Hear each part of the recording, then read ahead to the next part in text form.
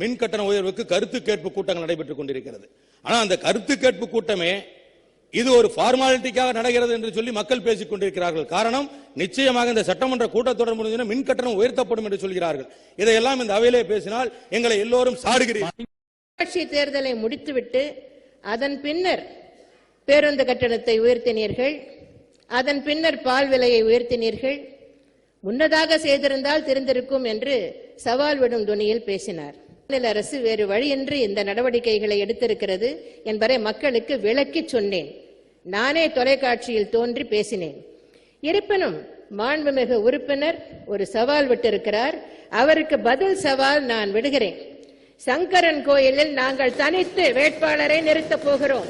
உங்கள் கட்சிக்கு திராணி இருந்தால் தனித்து வேட்பாளரை நிறுத்துங்கள். இன்னைக்கு வந்துட்டு நான் சங்கரங்கோயில ஜெயிப்பேன் சவால் விடுறது ஆளுங்கட்சியா இருந்தா கலைஞரை சொன்னா போன தடவை எப்படி ஜெயிச்சாருன்னு அவங்களுக்கு தெரியும். இப்ப நீங்களே எப்படி ஜெயிக்க போறீங்கிறதா அனைத்து இந்த அண்ணா திராவிட எப்படி ஜெயிக்க போறங்கிறது. தேர்தல் அறிவிக்கப்படுவதற்கு முன்பாகவே மாண்புமிகு எதிர்க்கட்சி தலைவர் தோல்வியை ஒப்புக்கொண்டு தோல்வியை ஒப்புத்துக்கல, கேட்டதுக்கு மட்டும்தான் பதில்.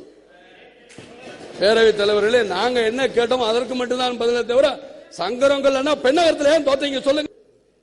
இப்ப திருட்டுத்தனமா ஓட்டு போட நீங்களும் தான் சொன்னீங்க. நீங்களும் தான் அந்த இதுல வந்து எலக்ட்ரானிக்கல் சொல்லி முடிச்சிடுறேன், அப்புறம் நீங்க பேசுங்க. எலக்ட்ரானிக்கல் ஓட்டுல அவரோட எல்லாரும் தான் கோர்ட்டுக்கு போனோம்.